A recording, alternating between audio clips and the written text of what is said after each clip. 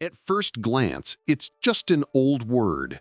It comes from Latin, ante, meaning before, and diluvus, meaning flood.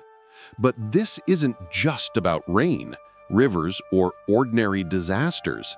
This is the flood, the great flood that echoes in almost every ancient tradition. To call something antediluvian is to place it in a lost chapter of time, a chapter before the waters rose and swept away entire civilizations. It is the age before history began, when mankind supposedly lived side by side with giants, with gods, with beings who passed down forbidden knowledge. Think about it. Every culture has its own version of the world that existed before everything was washed away. The Sumerians told of kings who ruled for thousands of years before the deluge. The Bible speaks of a violent world of Nephilim before Noah. Ancient Indian texts describe golden ages that ended in catastrophe. And even Plato spoke of Atlantis, a powerful civilization swallowed by the sea. So when we say antediluvian, we are not just talking about a word. We are talking about a mysterious age, a forgotten world buried under layers of myth, stone, and water. An age of impossible achievements, strange beings, and stories that refuse to die. It is the greatest mystery of all. What exactly was the world like before the flood? Every ancient culture whispers about a time that existed before the great waters rose. A world that was not like ours, a world that was bigger, stranger, more powerful, and somehow doomed. The Sumerians spoke of kings who reigned not for decades, but for tens of thousands of years before the deluge. The Bible tells us of a violent earth filled with Nephilim, giants born from the union of angels and humans. In Greek mythology, there were the ages of man, the Golden, Silver, and Bronze Ages, eras of great prosperity and power that ended in destruction. In India, the Mahabharata speaks of civilizations armed with flying machines and terrible weapons long before any known empire existed. In Central America, the Maya and Aztecs told of multiple worlds, each destroyed by fire, by jaguars, by wind, and finally by water. Even in the far corners of Polynesia, legends speak of gods drowning entire islands for humanity's arrogance. Everywhere you look, the same story repeats. Humanity once lived in a different world, a world where the boundaries between man and God were blurred, a world of secret knowledge, great cities and beings that no longer walk the earth. And then came the flood, a reset, a cosmic eraser that wiped the slate clean and forced humanity to start over. So the question is, are these just stories told around fires, or are they fragments of memory, clues to a real world that existed before history began? In the shadowy corners of ancient texts lies a chilling story, the tale of the Watchers. They were said to be angels, heavenly beings sent to watch over humanity. But instead of guarding mankind, they broke their oath. They descended to earth, and what they gave to humans was not protection, but power. The Book of Enoch tells us that these Watchers revealed secrets meant only for the divine. They taught men the art of war, how to forge weapons from metal, how to shape swords and spears. They taught women the use of charms, potions, and even the hidden power of cosmetics, a strange detail that hints at deeper mysteries. They revealed astrology, the movements of the stars, and the secret knowledge of heaven itself, At first glance, this sounds like a gift, but with knowledge came corruption. Wars broke out, violence spread. Humanity, once innocent, became blood-soaked and divided. And from the union of these watchers with human women came the Nephilim, the giants, beings of immense size and power who dominated the earth. The watchers were not celebrated, they were cursed. For giving mankind forbidden wisdom, they were bound in chains, cast into darkness, awaiting judgment. But their legacy did not vanish. The knowledge they spread shaped the earliest civilizations, the skills of metallurgy, the mysteries of the stars, the construction of monuments beyond human ability. All of it whispers of the Watchers' influence. Were they truly angels who rebelled against heaven? Ancient astronauts from another world? Or simply myths to explain the sudden leap of human progress? Whatever the truth, the story of the Watchers reminds us that forbidden knowledge always comes with a price, and perhaps humanity is still paying it. All across the world, whispers tell of shining civilizations that vanished beneath the waves. Not in myth alone, but in ruins still found beneath our oceans, lakes, and rivers, silent witnesses to cataclysms long forgotten. Plato's Atlantis is the most famous, a mighty empire, dazzling with wealth and knowledge, that was destroyed in a single night and day of fire and water. But Atlantis is only one story among hundreds. Off the coast of India, beneath the waves of the Bay of Cambay, lie the outlines of what appears to be an ancient city, older than any known civilization. In Japan, off Yonaguni, stone structures rest beneath the sea, their steps and terraces suggesting the hand of builders, or perhaps of gods. Near Cuba, sonar scans revealed vast geometric shapes deep below, like pyramids lost in eternal silence. Even in Europe, we find Doggerland, once a thriving land connecting Britain to the continent, now buried beneath the North Sea. And in the Pacific, legends tell of Lemuria, a vanished continent that stretched across oceans, now only remembered in fragments. What unites all these stories is the water. Rising seas, sudden floods, and ancient tsunamis that erased entire cultures in the blink of an eye. The ruins that remain are like gravestones, hinting at civilizations that lived, thrived, and perished before ours even began. So we must ask, how many times has humanity risen only to be swallowed by the sea? And how many of those lost cities are still waiting to be discovered in the depths? Few names stir the imagination like Atlantis, a city of gleaming towers, temples of gold, and power beyond measure, yet swallowed by the sea in a single day and night. The tale comes from Plato, the Greek philosopher. He described Atlantis as a mighty empire, more advanced than any of its neighbors, with kings descended from the god Poseidon himself. The Atlanteans mastered architecture, engineering, and perhaps even technologies we can't explain today.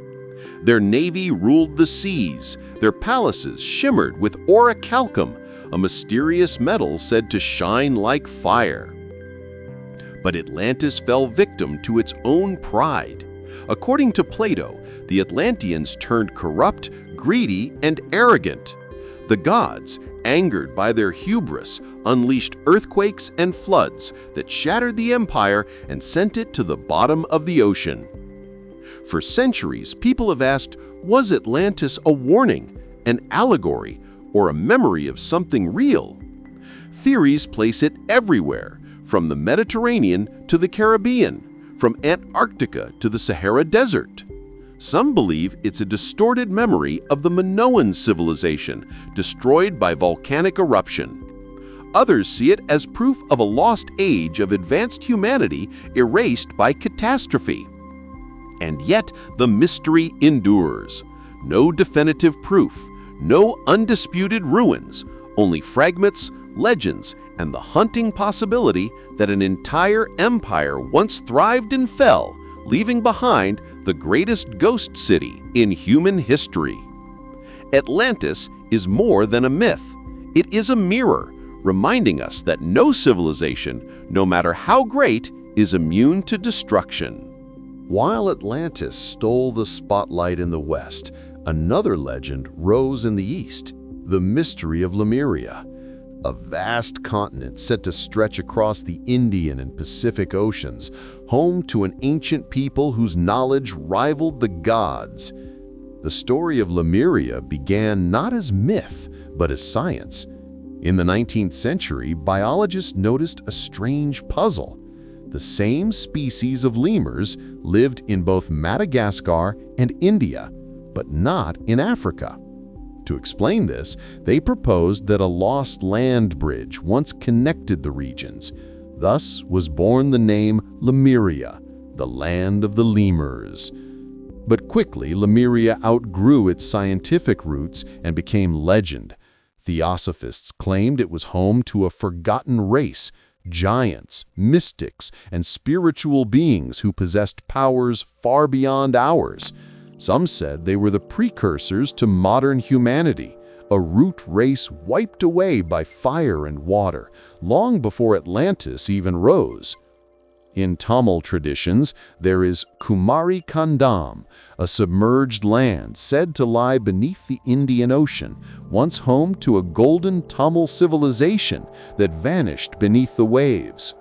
In Polynesia, echoes of similar stories speak of vast lands lost to the sea, their people scattered across the islands.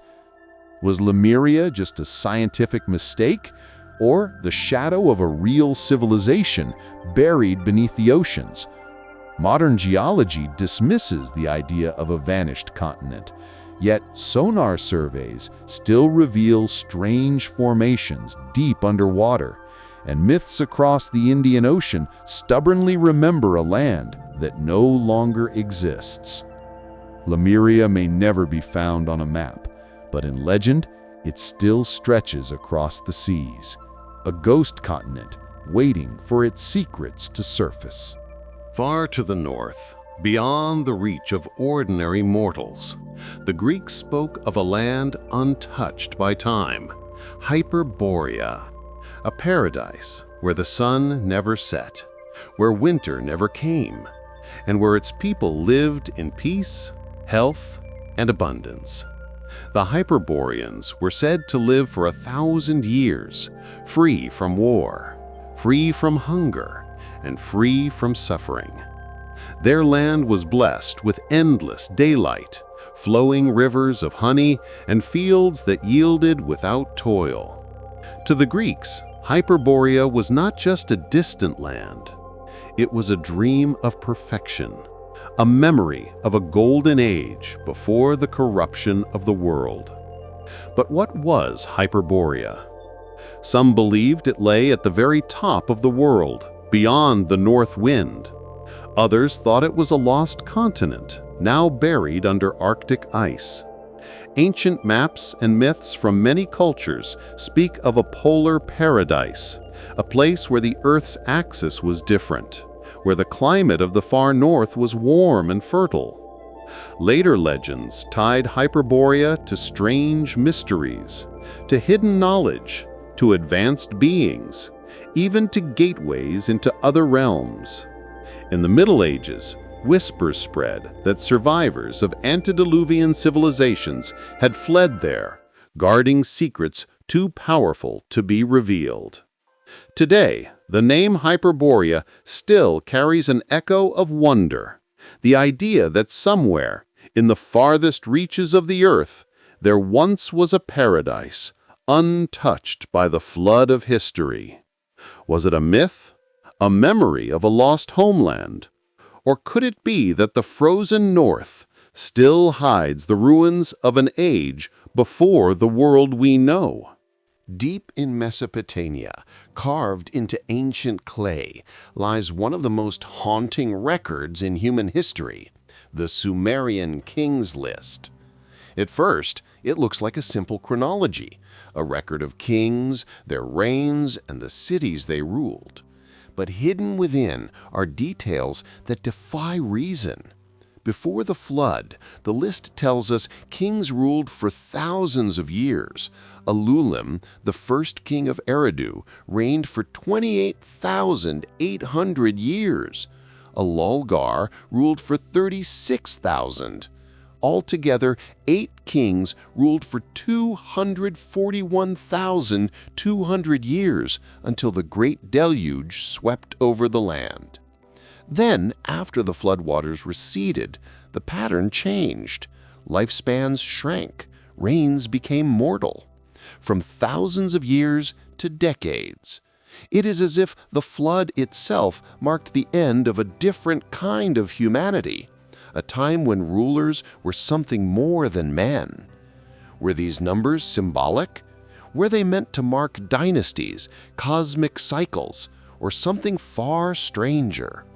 Some scholars argue they reflect myths, blending gods and humans together. Others suggest they may preserve memories of an antediluvian world, an age when giants, demigods, or advanced beings walked among early humanity. What makes the Kings List even more mysterious is how it echoes other traditions. The Bible's book of Genesis describes patriarchs living nearly 1,000 years before the flood. In India's epics, kings and sages also lived for vast spans of time. Different cultures, different lands, yet the same pattern of impossible longevity, followed by sudden decline. The Sumerian Kings List stands as a riddle carved in clay, whispering that before the flood, the world was ruled by something or someone beyond human. Across the world, from desert sands to icy mountains, echoes of an ancient race resound, the giants. Beings of immense stature and terrifying power, said to have walked the earth before the flood. The Bible calls them the Nephilim, the offspring of the Watchers and human women. They were said to be mighty men of old, heroes of renown, but also creatures of violence who consumed the earth. In the Book of Enoch, they are described as vast beings who devoured everything, animals, crops, even humans, leaving only destruction in their wake. In Sumerian myths, there are tales of gigantic kings and demigods. In Greek legends, the Gigantes rose up against the gods in battles that shook Olympus. The Norse told of frost giants older than the gods themselves, born from the ice of creation. In Native American traditions, tribes from the Paiute to the Sioux spoke of battles against towering red-haired giants who once ruled the land. Even in South America, Spanish chroniclers wrote of encountering bones too large to belong to any ordinary human. And across the world, enormous megaliths and structures, stones weighing hundreds of tons, sparked the question, were they the works of giants or simply of forgotten genius? The myths often share the same ending. The giants became corrupt, cruel, and destructive. The flood, it is said, was sent not just to cleanse humanity, but to wipe the giants from the earth. But their memory lingers, their stories remain, and here and there, strange discoveries, oversized bones, tools too large for human hands, raise a haunting question. Were the giants only myth, or are they the most terrifying survivors of the antediluvian age? Buried in shadows for centuries, banned from the Bible, and nearly erased from memory, the Book of Enoch tells a story so explosive it changes everything we think we know about the ancient world. Enoch was no ordinary man. He was said to be the great-grandfather of Noah, a prophet who walked so closely with God that he never tasted death. He was taken alive into heaven. But before his departure, he recorded visions of the world before the flood and the secrets of heaven itself. In his book, we learn of the Watchers, angelic beings who descended to earth, shared forbidden knowledge, and fathered the Nephilim, the giants who ravaged the land. We hear how the cries of humanity rose to heaven, how the archangels petitioned God to act, and how the flood was decreed as judgment on both humans and the corrupted bloodline of the giants. But Enoch's writings go further. They speak of cosmic secrets, the courses of the sun and moon, the hidden chambers of the stars, and visions of future ages yet to come. He even describes a journey through the heavens where he was shown mysteries too great for mankind. For centuries, the Book of Enoch was lost, hidden away in the highlands of Ethiopia. When it resurfaced in the 18th century, it stunned scholars because fragments had already been found among the Dead Sea Scrolls, proving its incredible antiquity. Why was it excluded from the Bible? Was it too dangerous? Too revealing? Or did it preserve memories of a world our ancestors wanted to forget? The Book of Enoch is not just a story. It is a forbidden chronicle, a secret history of the antediluvian world, and a warning of cycles that may repeat again. Long before the flood, the ancient Sumerians and Babylonians spoke of beings who were not entirely human, the Apkallu. They were described as half men, half fish, creatures who emerged from the depths to teach mankind the secrets of civilization. According to the myths, the first Apkallu was Oannes, who rose from the sea each day to bring wisdom to humanity. He taught writing, mathematics, agriculture, architecture, and the arts. He gave mankind laws and order, lifting them out of ignorance. Then, when the sun set, he returned to the waters, only to emerge again the next day. There were said to be 7 Apkallu in total, each one imparting forbidden knowledge, knowledge that made humans powerful, but also dangerous. The Sumerian King List places them before the flood as advisors to the Antediluvian kings. But after the flood, everything changed. Later texts describe the Apkallu as corrupted beings, hybrids who spread chaos, too dangerous to remain among men. Some were cast into the depths, others bound in the underworld. Who were they really? To some, they were simply mythological sages, symbols of wisdom. To others, they were the same as the Watchers described in the Book of Enoch, fallen beings who gave mankind knowledge they were not ready for. Even today, their image endures. Carvings of strange winged figures with fish-like cloaks decorate Mesopotamian temples, holding mysterious objects that some say represent technology far beyond their time. The Apkallu remain a riddle carved in stone, bringers of light or agents of corruption. Were they gods, angels, teachers, or something else entirely that walked the earth before the flood erased their world? Imagine a world thousands of years before recorded history, a world that, according to myth, was not primitive at all. Ancient texts whisper of machines, weapons, and knowledge that should not have existed, unless the antediluvian world was far more advanced than we've been told. The Book of Enoch describes the Watchers teaching metallurgy, weapon-making, and sorcery. Indian epics like the Mahabharata and Ramayana speak of flying machines, vimanas, that soared through the skies, powered by mysterious energies. They even describe weapons that sound eerily like modern bombs, capable of burning cities to ash in a single strike. In Mesopotamian lore, the Apkallu brought mathematics, astronomy, and architecture, knowledge that appears suddenly, fully formed, as if gifted rather than invented. The Sumerians mapped the stars with stunning precision. How could the first civilization already know so much? And then there are the OOPArts, out-of-place artifacts that baffle scientists to this day. The Baghdad Battery, which could generate electricity. Ancient gears found in 2,000-year-old shipwrecks. Stone carvings that resemble rockets, helicopters, and submarines. Were these echoes of technologies from a forgotten age? Memories of a civilization destroyed by flood and time?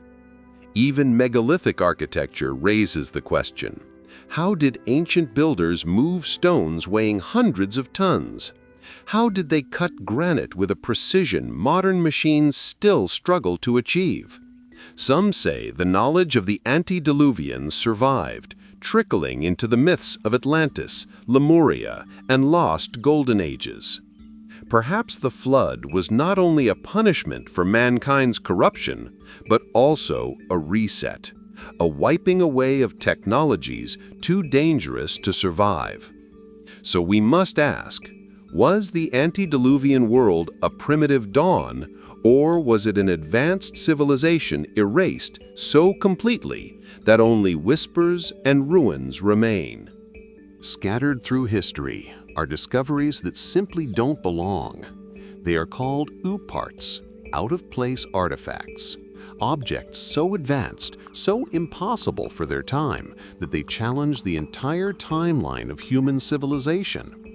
Take the Baghdad Battery, a clay jar, copper cylinder, and iron rod, nearly 2,000 years old, yet capable of generating electricity. Was it a simple medical tool, a device for electroplating, or a fragment of a deeper, lost science? Or consider the Antikythera mechanism, pulled from a shipwreck off the coast of Greece. Over 2,000 years old, it's a complex clockwork computer able to predict eclipses and track planetary movements. It is so advanced that nothing like it appears again for another millennium. Then there are even stranger finds. The 300-million-year-old screw embedded in stone. Ancient carvings in Egypt that seem to show helicopters and flying craft. Perfectly drilled holes in granite cut with a precision that rivals modern machines. Spark plugs and metal spheres found inside rock layers millions of years old. Mainstream science often dismisses these as coincidences, hoaxes, or misinterpretations. But what if they are glimpses of something more? Fragments of knowledge that survived the flood. Relics of a world erased from memory. OOPArts are more than curiosities. They are cracks in the story we've been told. Each one whispers the same question. What if humanity has lived through cycles of rise and destruction? What if we've been here before, building, inventing, reaching heights of knowledge, only to lose it all and start again? Perhaps the forbidden artifacts we dig up today are not mistakes of history, but messages from the antediluvian world reminding us of how much we've forgotten. When we think of pyramids, our minds leap to Egypt, to the mighty tombs of Giza, built around 4,500 years ago. But what if the story of the pyramids stretches back much further, into the forgotten age before the flood? All across the world, pyramids rise from the earth, in Mexico, Sudan, China, Indonesia, and even beneath dense jungles still unexplored. Some are officially dated to a few thousand years ago, but others defy easy explanation. The massive Bosnian pyramid complex, if genuine, could date back tens of thousands of years. The pyramids of Caral in Peru predate the Egyptian ones by centuries. and in places like Gunung Padang in Indonesia. New studies suggest layers of construction possibly older than any known civilization. Even the Great Pyramid of Giza hides mysteries. Weathering on the Sphinx nearby suggests it may have been built during a time of heavy rainfall, thousands of years earlier than the desert climate of Egypt would allow. Could it have been inherited from a forgotten age, restored by later dynasties, its true builders erased by time? Why did so many civilizations scattered across continents build the same shape? Was the pyramid design simply intuitive, or was it knowledge passed down from an older Antediluvian culture that spanned the globe? Some believe pyramids were not tombs at all, but power stations, astronomical devices, or energy collectors.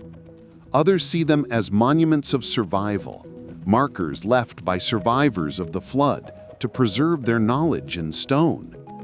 The question remains, are the pyramids merely monuments of human ingenuity, or the last surviving fingerprints of a world older, stranger, and more advanced than history admits?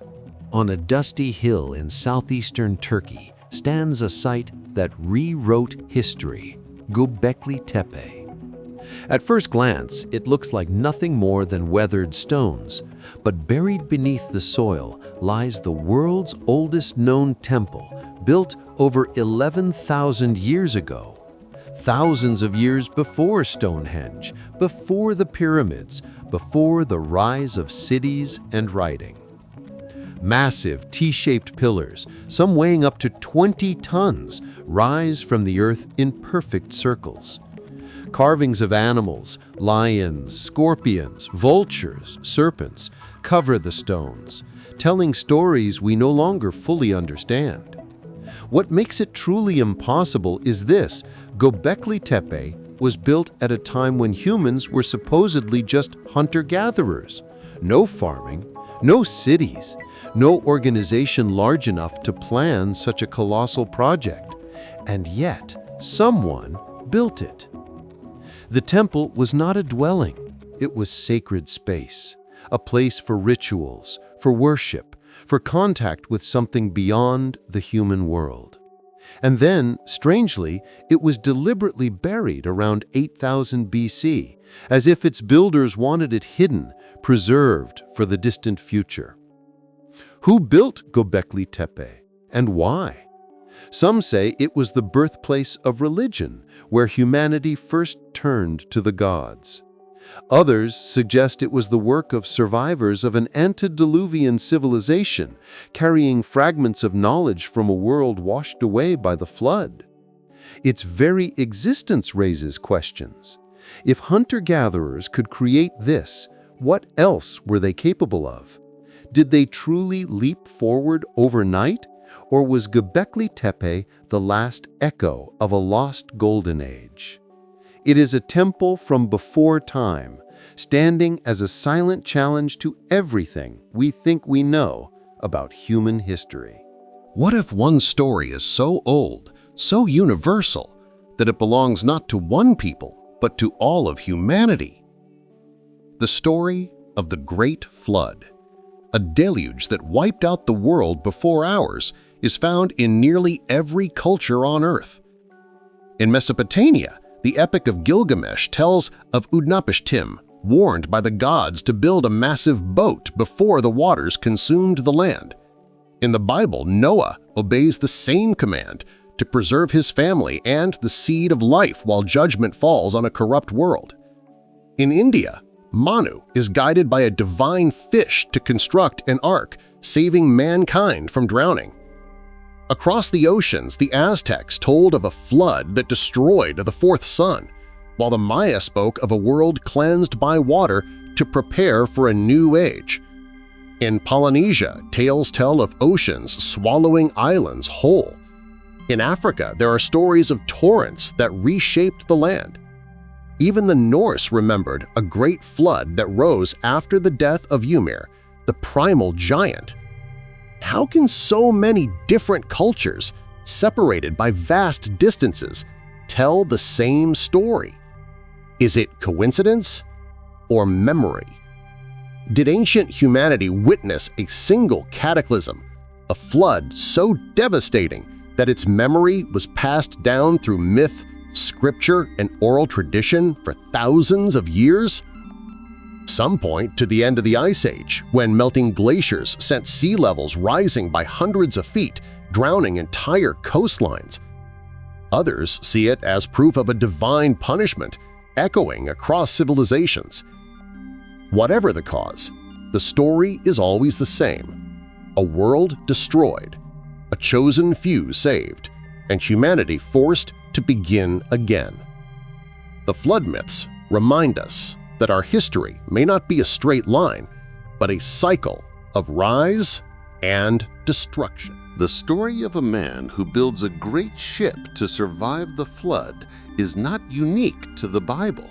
It is older, deeper, and found in many names: Noah, Ziusudra, Utnapishtim, all telling the same tale with striking echoes.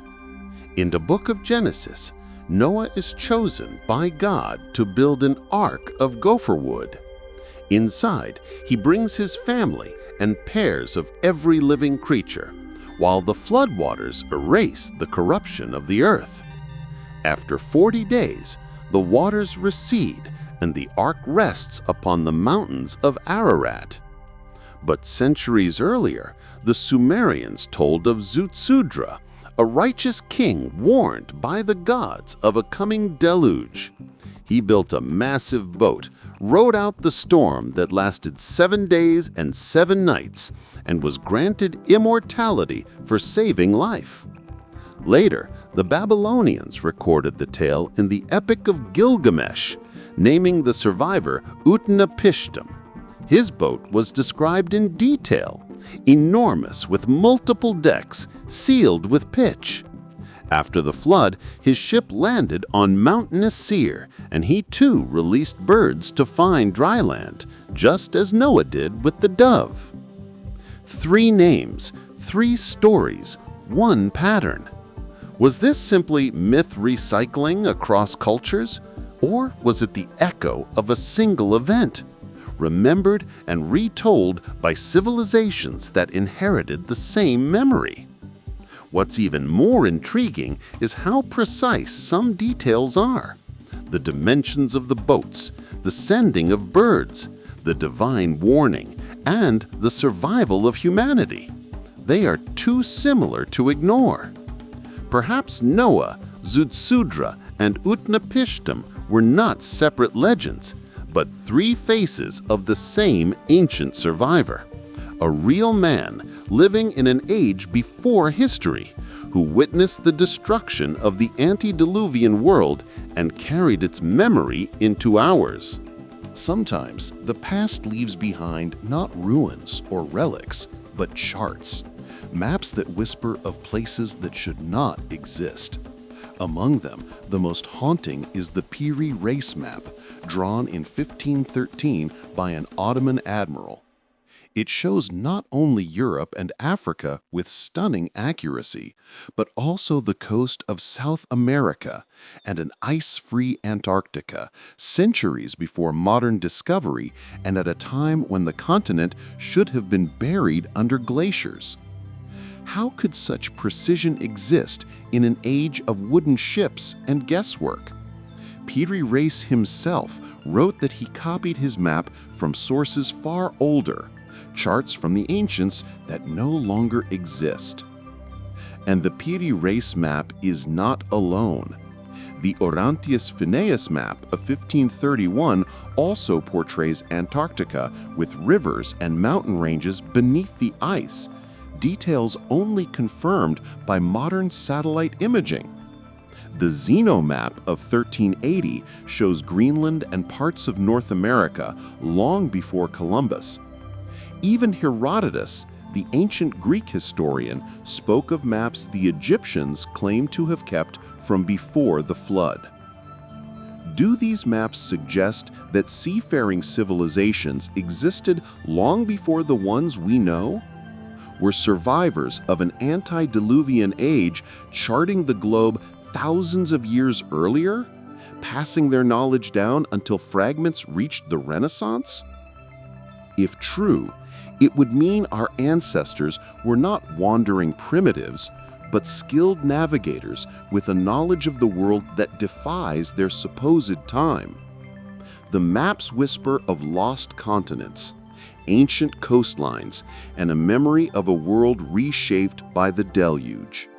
They are not just curiosities of cartography, they are fingerprints of a forgotten geography. Beneath miles of ice at the bottom of the world lies a landmass larger than Europe. Today it is a frozen wasteland of endless white. But what if Antarctica was once green, fertile, and home to an ancient civilization long before history began? Satellite scans have revealed mountains and valleys under the ice, strange geometric shapes that some claim look like pyramids. In 2016, a massive anomaly was detected beneath the ice in Wilkesland, a structure 200 miles across.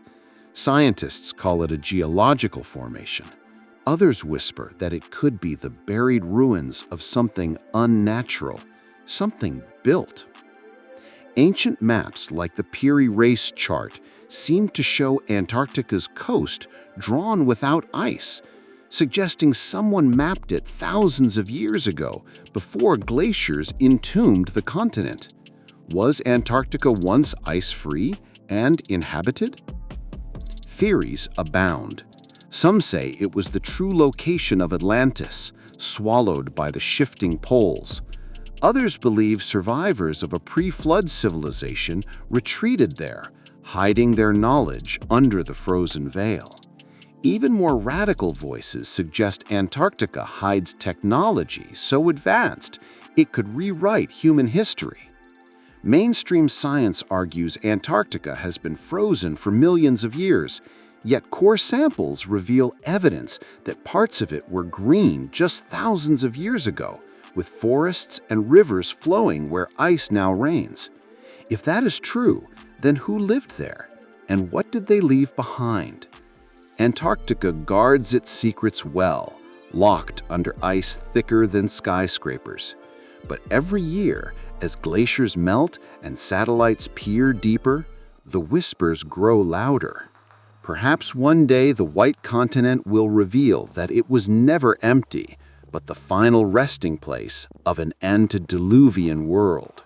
Far out in the Pacific Ocean, on the tiny island of Pohnpei, lies a city unlike any other, Nan Madol. Rising from a lagoon, it is built on over 90 artificial islets, connected by canals, earning it the name the Venice of the Pacific. But unlike Venice, Nan Madol was not built of stone blocks carved from nearby hills. Instead, its walls are made of enormous basalt columns, some weighing up to 50 tons, stacked like giant logs into massive fortresses. The mystery? No one knows how they were transported.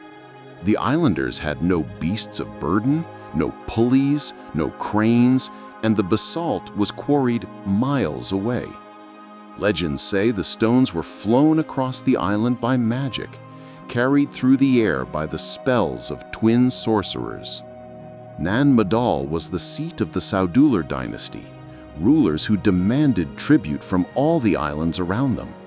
But its construction seems far older than their reign, with origins lost in myth. Some whisper it was built by giants. Others claim it was once part of a larger antediluvian world, perhaps even linked to Lemuria or Mu, the sunken continents of the Pacific. What adds to the strangeness is its function. Nan Madol was not built for farming, nor defense, nor trade. It was ceremonial, a city of ritual, of kings, of mystery. Yet it stands abandoned, its basalt towers crumbling into the sea. For centuries, the people of Pohnpei feared the ruins, believing spirits haunted its canals. Archaeologists are left with questions. Who first built Nan Madol? How did they move the stones? And why here, in the middle of the ocean, did someone construct a megalithic city that feels more like a monument from another world? Nan Madol remains an enigma, a riddle of stone, standing on the edge of myth and memory. Off the southern coast of Japan, beneath turquoise waters, lies a world that should not exist.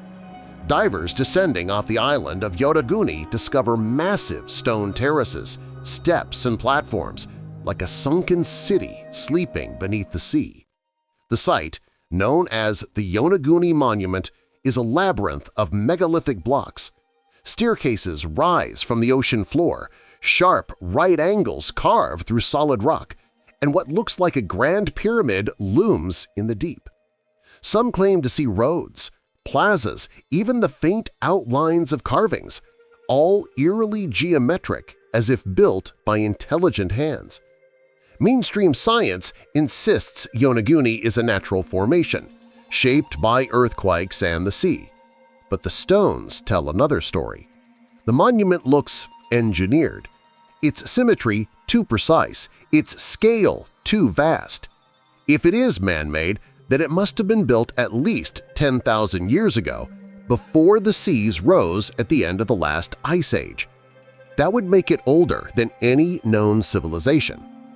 Local legends speak of Mu, a great Pacific continent that sank beneath the waves, taking its cities with it. Could Yonaguni be a surviving fragment of that lost world, a drowned metropolis from the Antediluvian age? What makes the mystery deeper is the silence of history. There are no written records, no memory of its builders, only stone swallowed by water. As divers swim among its steps and walls, they're haunted by one question: is this simply a trick of geology or proof that humanity's forgotten past lies hidden beneath the oceans, waiting to be rediscovered? In the warm, shallow waters of the Bahamas lies a puzzle of stone that has haunted explorers for decades. Known as the Bimini Road, it stretches for half a mile beneath the sea. Massive blocks of limestone laid out in what looks like a road, or perhaps the foundation of walls and harbors now swallowed by the ocean. Discovered in 1968, the find immediately set off a storm of speculation. Some researchers declared it a natural formation, beach rock fractured and shifted by waves. But others pointed to the precise arrangement, the size of the blocks, and the way they seem deliberately fitted together, too perfect, too human. What makes the mystery electric is the prophecy. Decades earlier, the famed psychic Edgar Cayce claimed that parts of Atlantis would rise again in the Bahamas around 1968 or 1969. When the Bimini Road was found in exactly that year, believers saw it not as coincidence, but as confirmation. Could this be a surviving pathway of Atlantis, a port or temple road that once stood on dry land before the seas rose? Radiocarbon dating suggests the stones could be thousands of years old, from a time when lower sea levels revealed more of the Bahamian Islands. For skeptics, it is an illusion, nature's trick. For dreamers, it is the first visible clue to the most famous lost world. The Bimini Road lies silent under turquoise waves, its stones stretching into the unknown, daring us to decide, is this the footprint of Atlantis or simply nature playing with our imagination? For centuries, the story of a great flood was dismissed as myth. But in the 1990s, two geologists, William Ryan and Walter Pittman, uncovered a theory that shook both science and history: the Black Sea Flood. According to their research, around 7,600 years ago, the Black Sea was a freshwater lake surrounded by early farming villages. Then, as the Ice Age ended and glaciers melted, the Mediterranean surged higher and higher until one day the sea broke through the narrow Bosporus Strait with unimaginable force. Billions of gallons of salt water thundered into the Black Sea basin, raising its level hundreds of feet in just months. Entire coastlines were drowned. Villages, fields, and perhaps even small civilizations vanished overnight beneath the rising tide. For the survivors, it would have felt like the end of the world. The theory is chilling because it matches the memory of the Great Flood. Could this catastrophe be the event remembered in Genesis, in the Epic of Gilgamesh, in Sumerian and Babylonian legends? Was this the real disaster that birthed the flood myths of so many cultures? Today, divers exploring the depths of the Black Sea have found traces of ancient shorelines far below the surface, and even wooden structures preserved in the oxygen-free waters.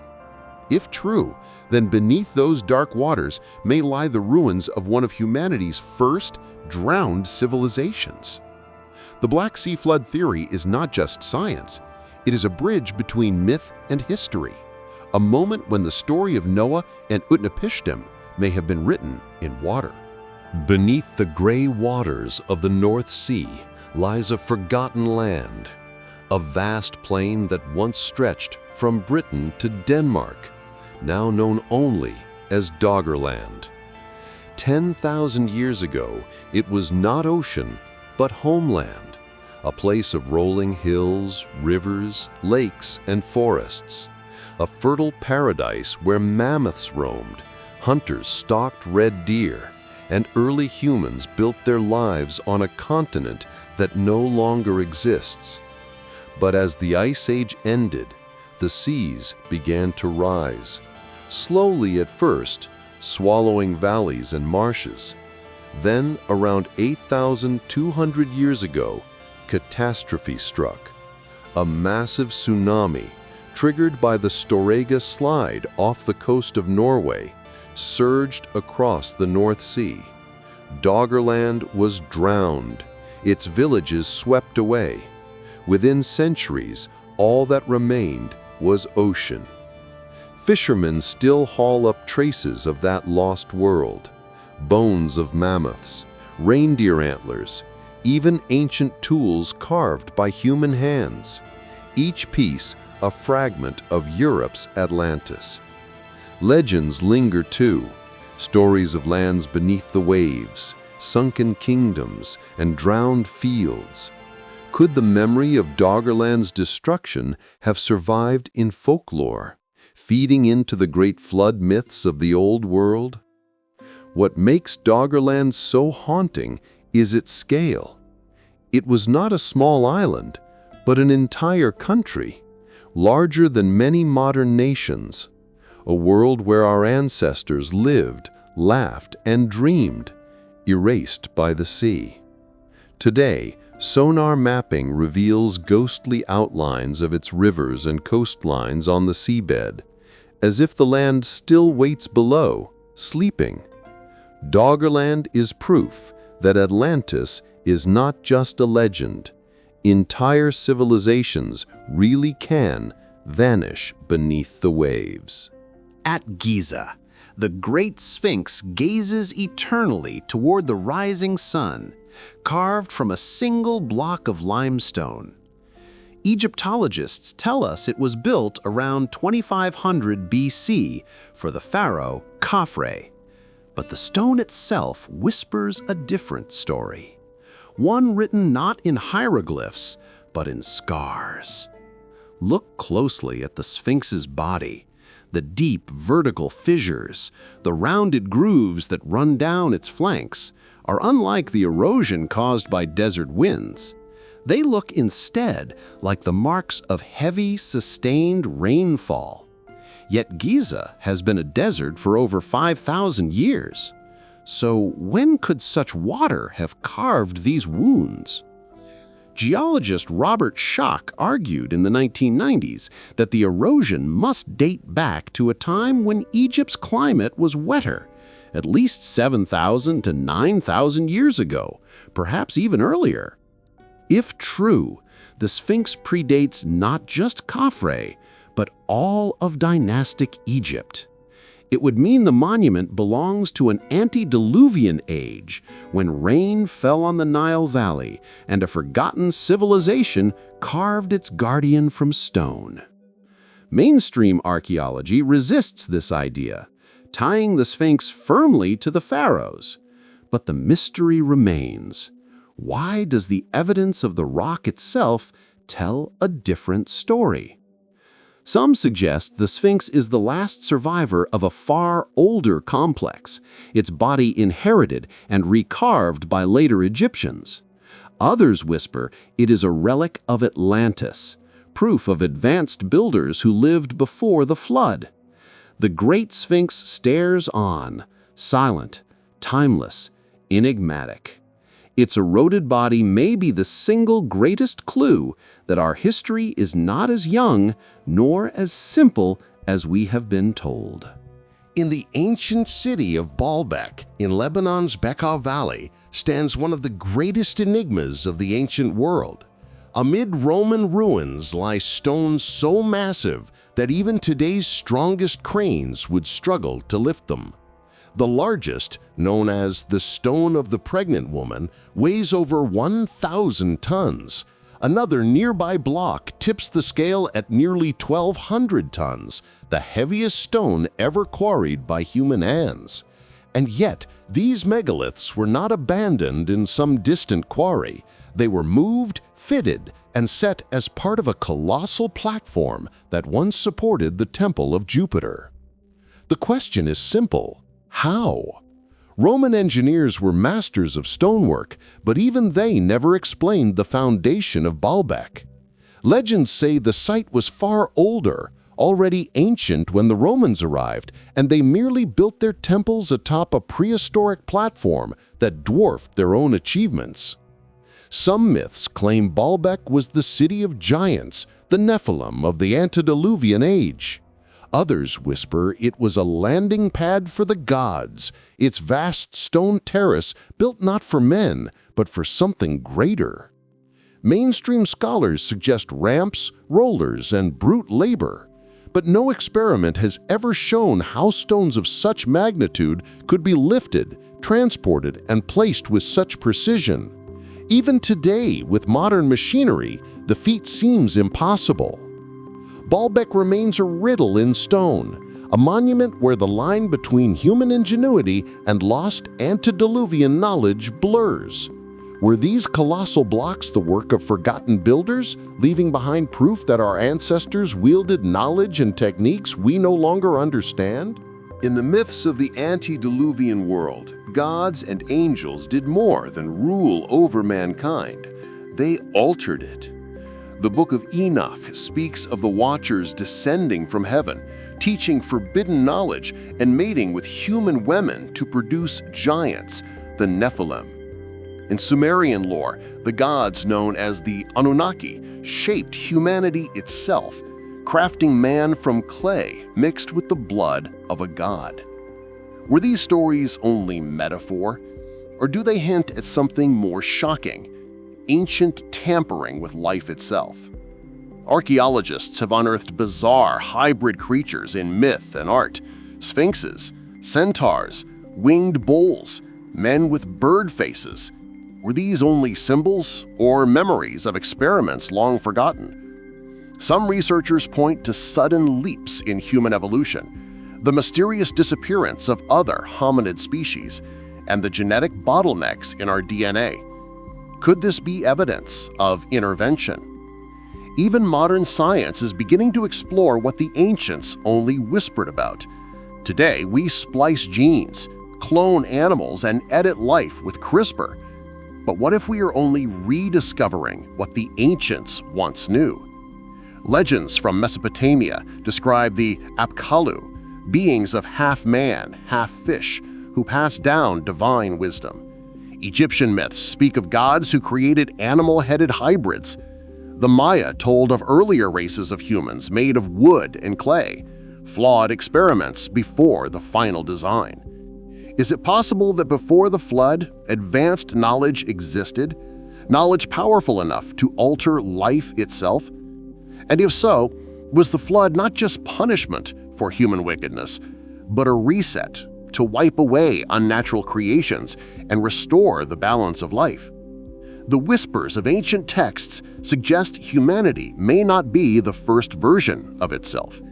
We may only be the survivors of a much older experiment.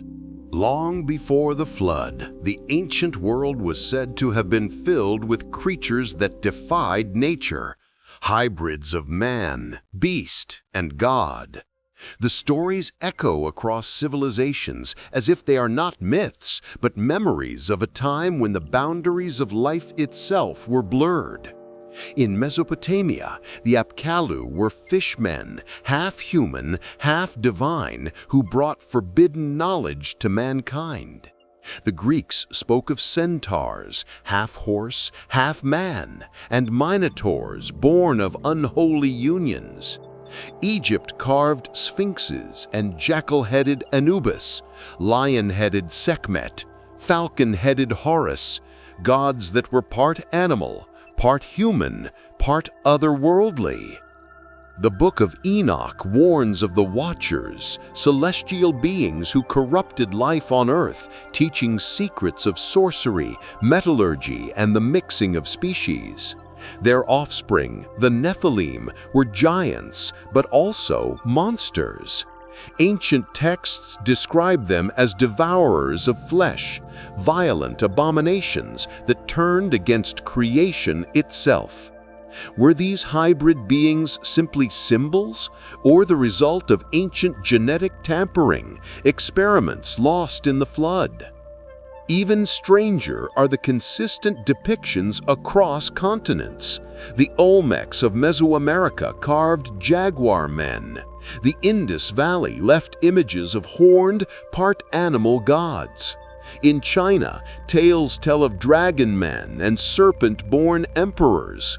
How could cultures oceans apart imagine the same chimeras, unless they remembered something real? Perhaps the Antediluvian age was a time when mankind was not alone, when Earth was shared with hybrids, creatures born of ambition, hubris, or the mingling of divine and human blood. The flood, then, was not just to wash away human corruption, but to erase a generation of unnatural beings, creatures that never should have walked the earth. In the ancient myths of the antediluvian world, power did not belong to men alone. It began with beings from the heavens, angels, gods, or watchers, who descended to earth. They brought fire, weapons, knowledge of the stars, and secrets of life itself. But with that knowledge came corruption.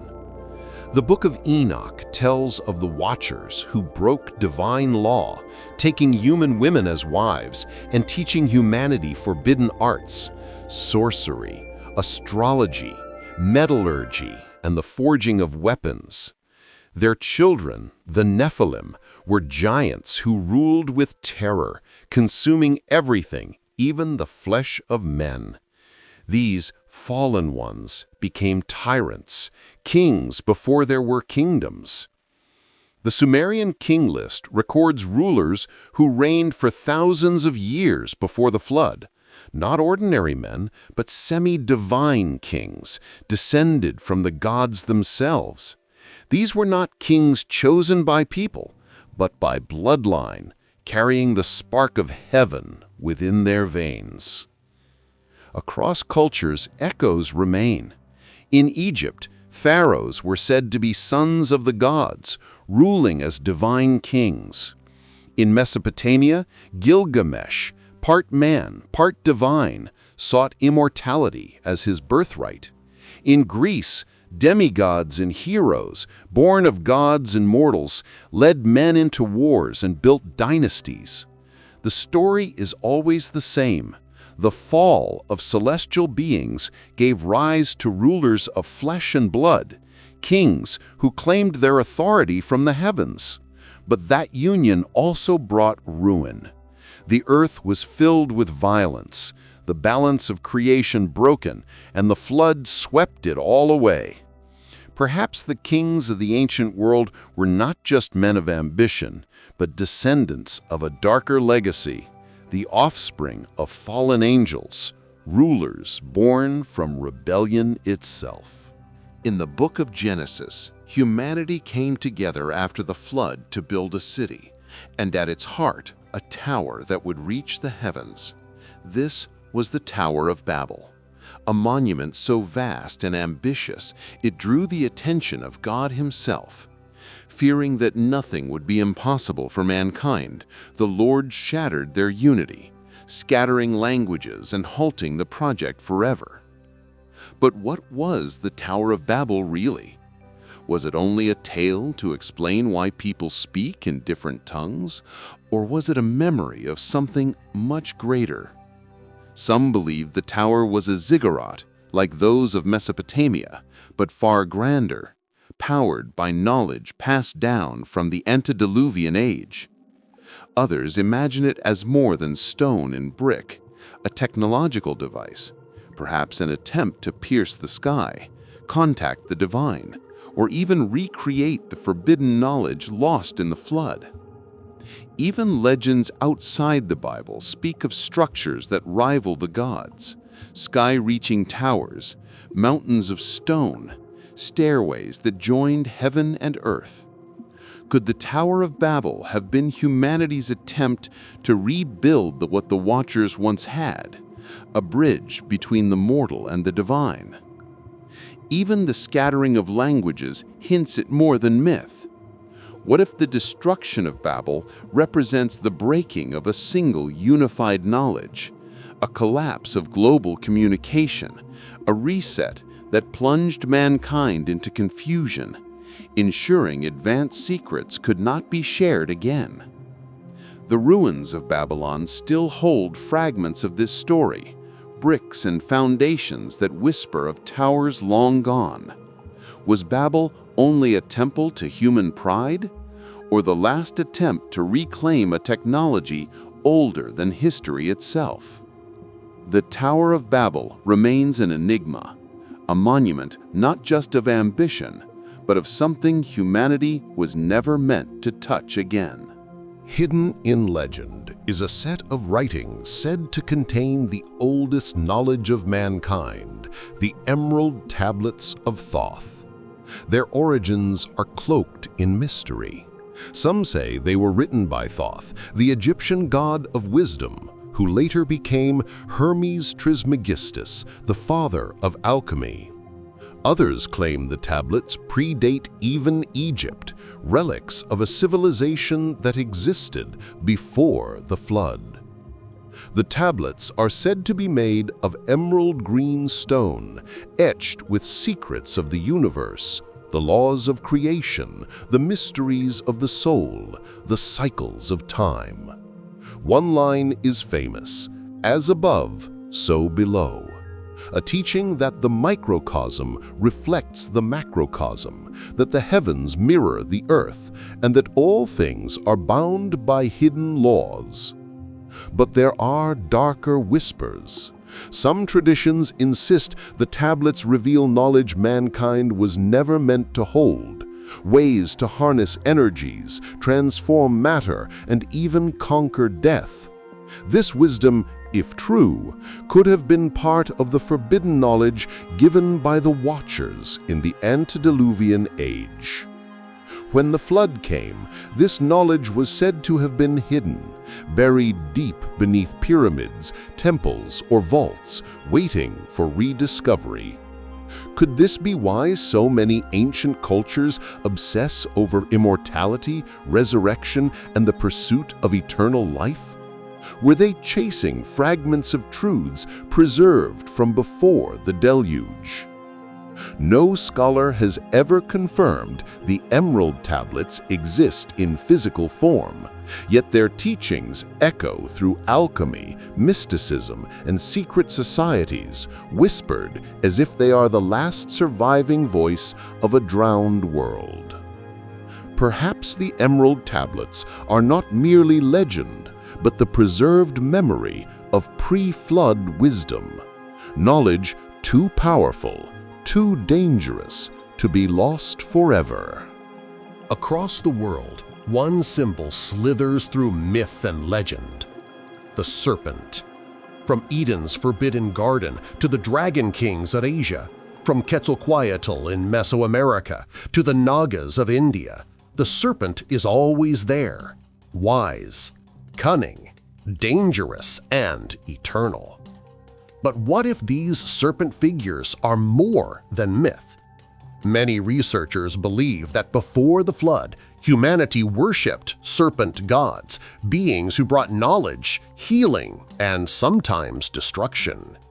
In Mesopotamia, the god Enki was symbolized by a serpent, and he was said to grant mankind wisdom from the deep.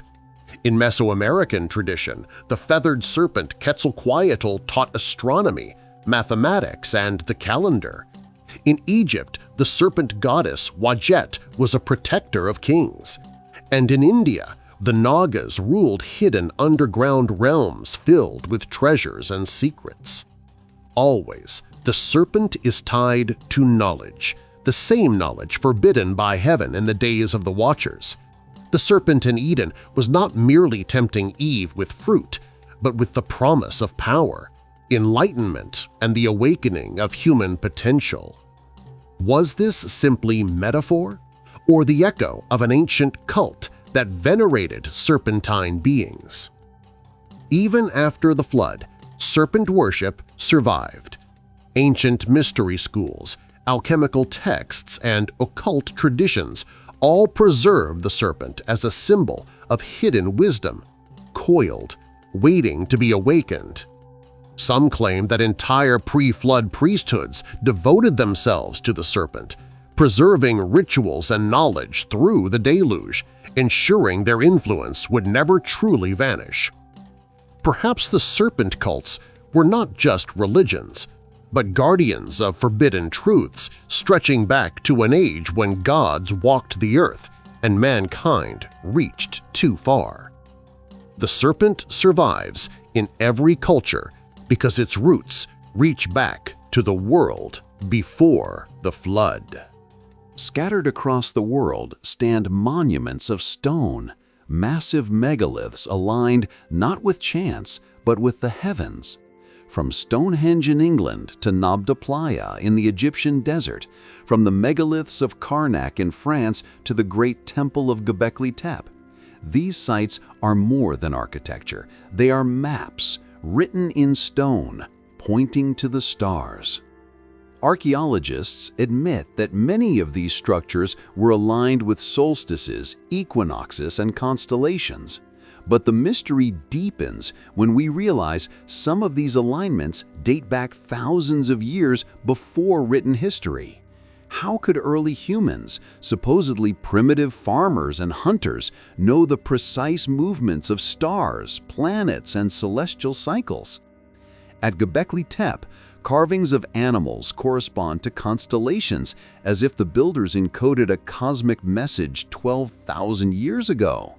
At Nabta Playa, stone circles in the desert mark the rising of Orion and Sirius, a prehistoric observatory older than the pyramids.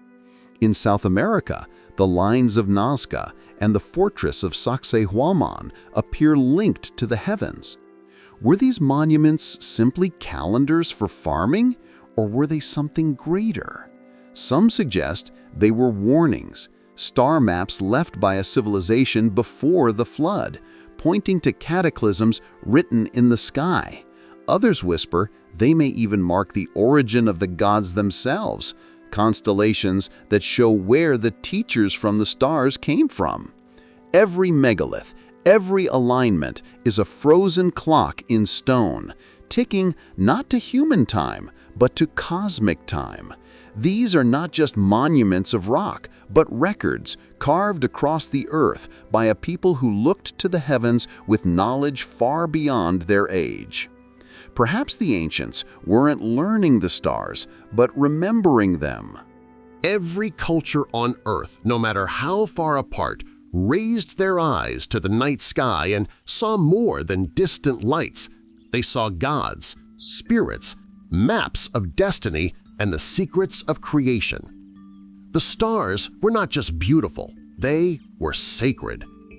The Egyptians aligned their pyramids with Orion and Sirius, believing the souls of pharaohs traveled to the stars after death.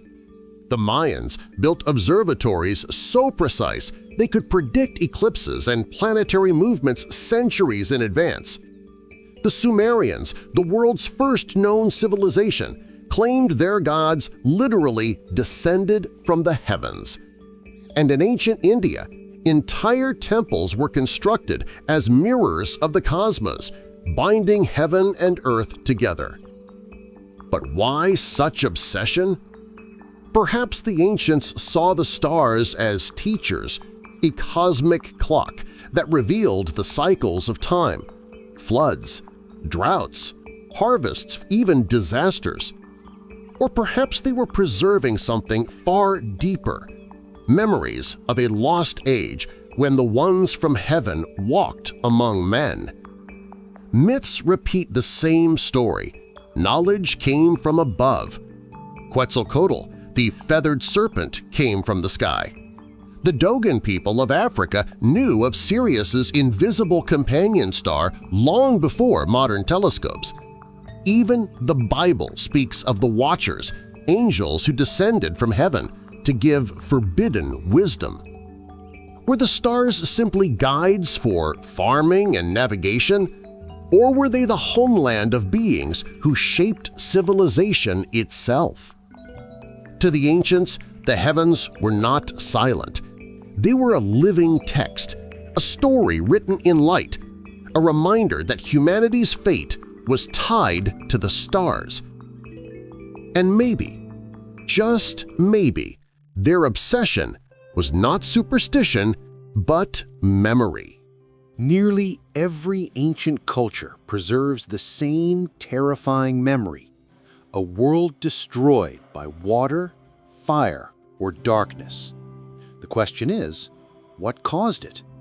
Some say it was divine punishment. In the Bible, the flood came because the earth was filled with corruption and violence. The gods of Mesopotamia, too, sent a deluge to silence mankind. In Greek myth, Zeus drowned the world in anger, sparing only Deucalion and Pyrrha. To the ancients, disaster was never random. It was judgment. But science whispers another possibility: a cosmic strike. Around 12,800 years ago, evidence shows the Earth was scarred by sudden firestorms, melting glaciers, and mass extinctions. The Younger Dryas impact theory suggests a comet or fragments of an asteroid slammed into the planet, unleashing floods and plunging humanity into chaos. Could this event be the true source of the flood myths? Maybe both stories are true. To the people who survived, a comet from the heavens may well have looked like the wrath of gods. Fire raining from the sky, oceans rising, civilization erased overnight. The line between myth and history blurs here. Was the Great Cataclysm an act of divine judgment, a cosmic accident, or both? Perhaps the ancients encoded their trauma as sacred story to ensure we would never forget. Because one truth remains certain: the world we know is fragile, and just as it was destroyed once, it could be destroyed again. Around 12,800 years ago, the Earth changed in an instant. The Ice Age, which had been slowly thawing, suddenly reversed. Temperatures plummeted, glaciers surged, and vast regions of the planet were plunged back into frozen chaos. Something catastrophic had struck the Earth. Scientists call it the Younger Dryas event, and one of the most daring theories suggests it was triggered by a cosmic impact, a comet or fragments of a massive asteroid colliding with our planet. Evidence of microscopic diamonds, scorched earth, and blackened layers of soot have been found across North America and beyond. These are the fingerprints of a global inferno. Entire species vanished in the blink of an eye. Mammoths, saber-toothed cats, giant sloths.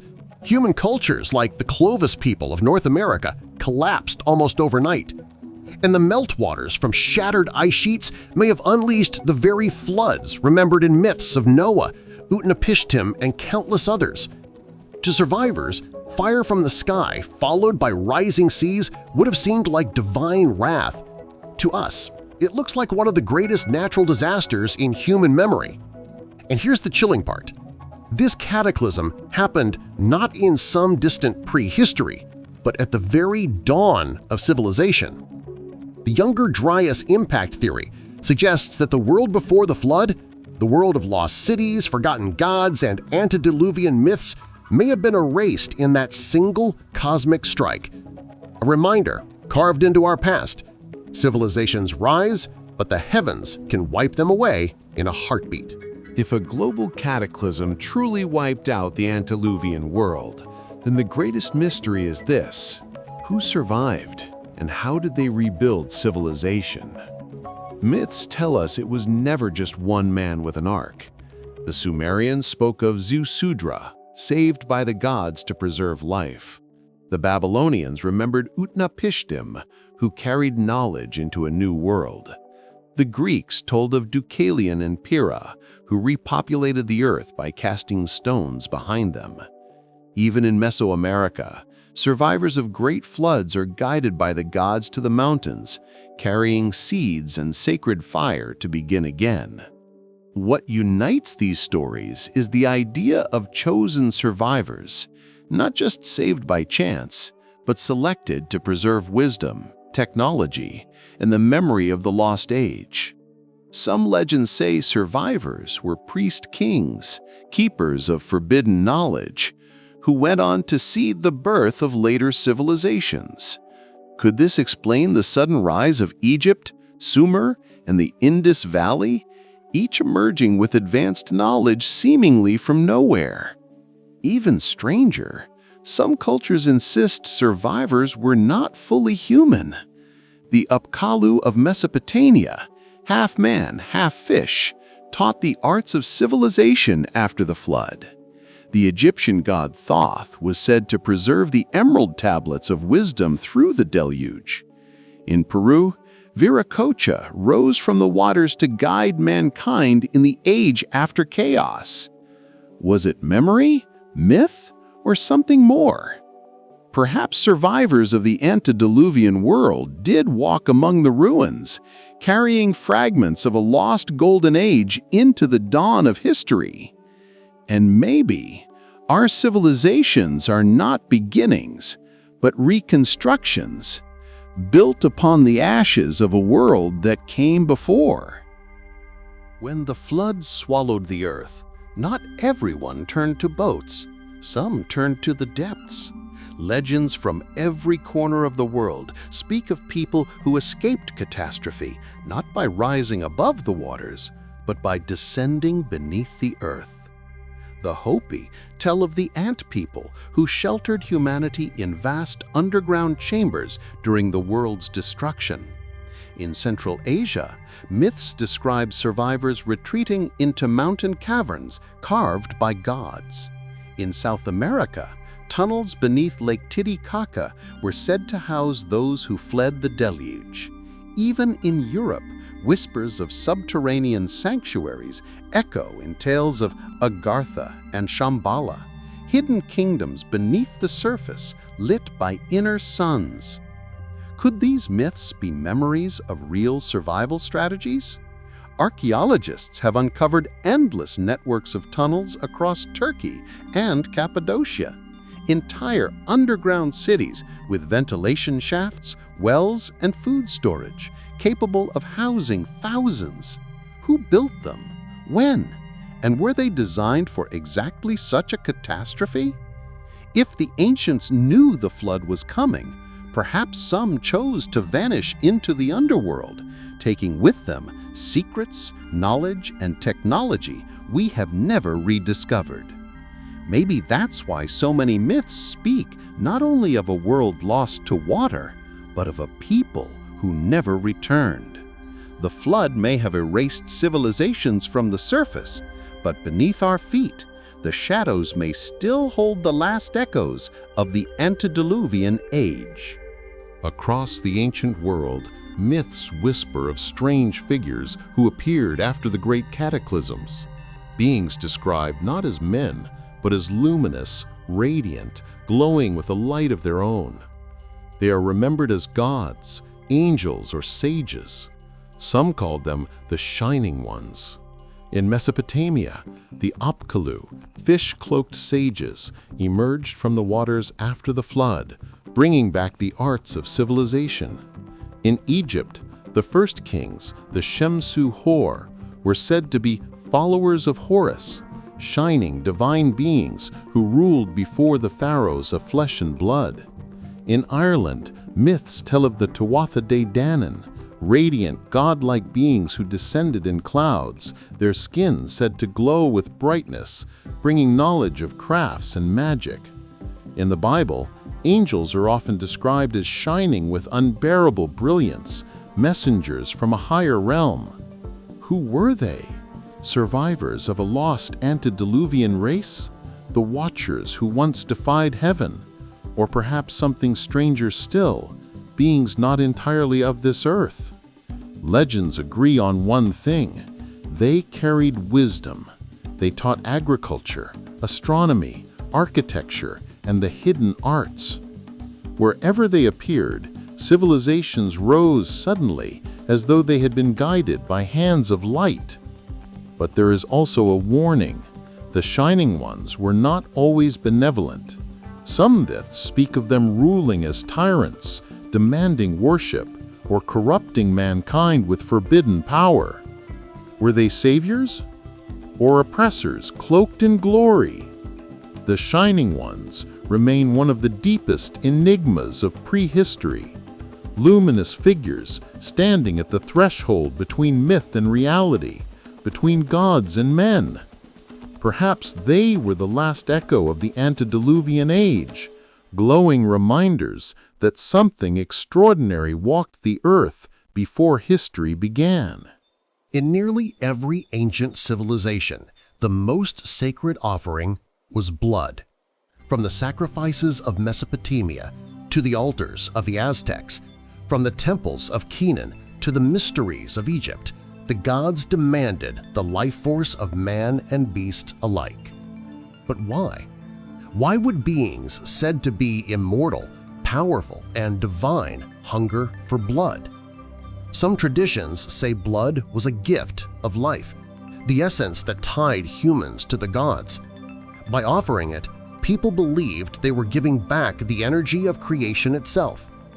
In the Bible, it is written that the life of the flesh is in the blood. To pour it out was to give the gods what was most precious. Others see a darker truth. What if these gods were not purely symbolic? What if they were beings, powerful but dependent on human devotion, who fed on the energy of sacrifice? From the Watchers of Enoch to the serpent gods of Mesoamerica, myths hint at rulers who demanded blood not for symbolic reasons, but for sustenance. The Aztecs believed the sun itself needed human blood to keep moving across the sky. The Canaanites offered their children to Molech in fire. In Greece, the Minotaur devoured sacrificial youths. And in Mesopotamia, the first cities ran with offerings to keep the gods appeased. Was this cruelty born of human imagination or memory of something real? Beings who once walked among men who demanded blood as the price of their power. Perhaps the gods demanded blood because they were not gods at all. Perhaps they were remnants of a pre-flawed order, entities who taught mankind knowledge, ruled as kings, and demanded sacrifice as the cost of survival. In the end, blood was more than ritual. It was a contract, a bond between man and his gods, a bond written in life itself. The world before the flood was not a primitive wilderness. Ancient texts hint at an age when mankind was armed with secrets of fire and metal, knowledge said to have been given by the Watchers themselves. In the Book of Enoch, one of the fallen angels, Azazel, is accused of teaching men the art of forging swords, knives, shields, and armor. This was forbidden knowledge, knowledge that transformed men from hunters into warriors and turned the earth into a battlefield. The Sumerians speak of the Apkallu, divine sages who gave mankind skills in craftsmanship and technology. The Greeks remembered Prometheus, who stole fire from the heavens and gave it to mortals, an act that mirrors the gift or curse of pre-flood metallurgy. But the myths also carry warnings. These weapons, sharper and stronger than stone, unleashed violence on a scale never before seen. Some traditions claim the giants, the Nephilim, used them to dominate mankind, spreading bloodshed and terror until the world was drowned in ruin. Even archaeology whispers of something more. Metallurgical fragments, out-of-place artifacts of iron and bronze, sometimes appear in geological layers where they should not exist, hinting at technologies older than history itself. Could these be traces of a civilization erased by the flood? Perhaps the greatest danger of the antediluvian world was not only its giants, its gods, or its hybrid beings, but its weapons. For when knowledge of metallurgy spread, so did war, and the cry of blood rose from the earth, a cry so great the heavens answered with water. The legacy of pre-flood metallurgy is simple. Knowledge can raise civilization or destroy it. If the world before the flood truly existed, then its greatest treasures were not gold or jewels, but knowledge. And scattered through history are whispers of vast libraries, repositories of wisdom that had been lost forever. The greatest of them all is said to be the Library of Alexandria, where scrolls from every corner of the world were gathered. Legends claim it held not only Egyptian wisdom, but writings from Atlantis itself, records of the Antediluvian age. When it burned, humanity may have lost the memory of an entire world. But Alexandria was not alone. The Babylonians spoke of hidden tablets, sealed before the flood, guarded by priests. In Egypt, beneath the paws of the Sphinx, mystery seekers claim lies a secret chamber, a hall of records, filled with writings from a forgotten civilization. In Mesoamerica, myths tell of codices that recorded cataclysms and celestial cycles long before Spanish flames destroyed them. Even the Bible hints at missing books: the Book of the Wars of the Lord, the Book of Jasher, the Book of Enoch, fragments of a larger story erased. Why were these libraries lost? Were they destroyed by accident, by war, or deliberately, to keep mankind from rediscovering forbidden power? Some believe secret societies still guard fragments of this wisdom, waiting for the right time, or hiding it to prevent another catastrophe. The mystery of lost libraries is more than the tragedy of burned scrolls. It is the haunting possibility that entire civilizations, their sciences, their histories, their truths, are hidden beneath our feet, locked away in sealed vaults or buried under centuries of silence. Perhaps one day we will find them, and when we do, the story of the world before the flood may no longer be myth, but memory. If humanity once held the wisdom of a world before the flood, then history is the story of how that wisdom was shattered, erased, burned, and buried until only fragments remained. Time and again, knowledge vanishes in fire. The Library of Alexandria went up in smoke, perhaps taking records of Atlantis, Egypt, and Mesopotamia with it. The great Mayan codices were thrown into flames by conquistadors, erasing entire histories of astronomy, mathematics, and cosmic cycles. In China, Emperor Qin ordered the burning of thousands of texts, silencing philosophies that stretched back into the mists of prehistory. But not all destruction was accidental. Some knowledge was targeted because it was considered dangerous. The Book of Enoch was banned for centuries, hidden away because of its revelations about the Watchers. Heretical scrolls, pagan texts, and forbidden writings were destroyed by empires and churches alike, all in the name of controlling what humanity was allowed to remember. Why? Because knowledge is power. The ancients knew how to build with stones heavier than modern cranes can lift. They mapped the stars with precision we are only beginning to understand. They spoke of energies, cycles, and sciences that modern minds dismiss as myth. If such truths survived, they could shatter the foundations of history as we know it. Perhaps the destruction of ancient knowledge was not just the tragedy of war or the zeal of conquerors, but part of a cycle, a deliberate reset, a way to ensure that mankind, once humbled by the flood, would never again reach too far, too fast. But fragments survive. Myths, symbols, hidden scrolls and ruins. And maybe, just maybe, the truth was never destroyed, only hidden, waiting for those with eyes to see. What if history as we know it is only the latest chapter of a much older story, one that has been written, erased, and written again? Myths from every continent tell of golden ages cut short by cataclysms, floods, fires, ice, and darkness. Civilizations rising to incredible heights, only to vanish overnight. Atlantis, Mu, Lemuria, lost continents, forgotten empires, survivors wandering into the ruins to start again. Science is beginning to echo the same whispers. Archaeologists find out-of-place artifacts, megalithic sites older than we thought civilization existed, and abrupt breaks in the human story. The end of the Ice Age, the Younger Dryas, mass extinctions, each like a cosmic hammer striking the reset button on humanity. Even our own traditions carry the warning.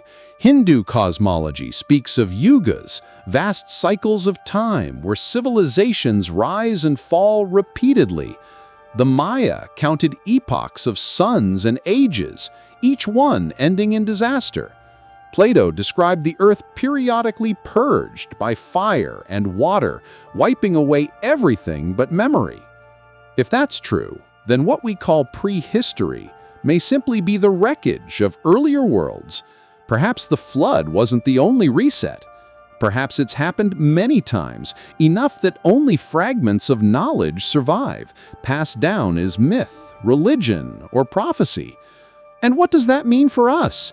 Are we living at the dawn of a new cycle or the edge of the next catastrophe? History may not be a straight line from cave to city. It may be a spiral, civilizations rising to the same heights again and again before the great forgetting begins. The real question isn't whether humanity reset before, it's whether we're living on borrowed time before the next one. Our blood carries memory, not just of our parents or their parents, but of millions of years of survival, migrations, and encounters. When scientists map the human genome, they don't just see us, they see ghosts. In our DNA lurk fragments that shouldn't be there, entire sequences that don't match any known ancestor. Some belong to extinct human cousins, Neanderthals, Denisovans, and mysterious ghost populations we have yet to identify. But other traces are stranger still. Sequences so alien, so ancient, they defy easy explanation. Could these be echoes of the Antediluvian age? Myths speak of gods and angels who mingled with humans, producing hybrids, giants, heroes, and kings. The Book of Enoch calls them the Nephilim. The Sumerians spoke of demigods born of divine blood.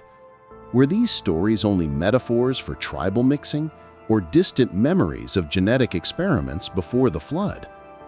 Modern research reveals we carry viral DNA from ancient pandemics, bacteria from long-extinct ecosystems, and even unknown proteins with no clear origin. Each is a puzzle piece, hinting at events lost to history. Some scientists call them genomic fossils, time capsules of encounters with beings we no longer remember. It raises a chilling thought. If humanity has reset multiple times, what else have we inherited? Fragments of forgotten lineages, traits from beings no longer walking the earth. Maybe our very bodies are the last living archive of the world before the flood. In our cells may lie the proof that prehistory was far stranger than we've ever imagined. A story written not in stone, but in the code of life. When we look at the stories of the flood, the giants, the shining ones, and the lost cities, we often call them myths. But what if they are not mere imagination? What if they are memories, fragments of truth carried across millennia? Every culture, from the mountains of Peru to the deserts of Mesopotamia, preserved the same themes: a golden age, a fall, a great disaster, and a handful of survivors who carried knowledge into the new world. Are these coincidences, or are they cultural echoes of a shared catastrophe, told in different tongues, but pointing to the same lost history? Science shows us that oral traditions can survive for thousands of years. Aboriginal Australians tell stories of coastlines swallowed by the sea, stories proven accurate by geology even after 10,000 years. If such memories endured, could tales of the flood and the antediluvian world be the same, myth as living memory? But memory is never perfect. Over time, facts become symbols, people become gods, and events become legends. The shining survivors become divine teachers, kings become demigods, floods become punishments from heaven. Truth and myth weave together until they are inseparable. So, what really survived the flood? Maybe not the full record of that world, but the essence of it.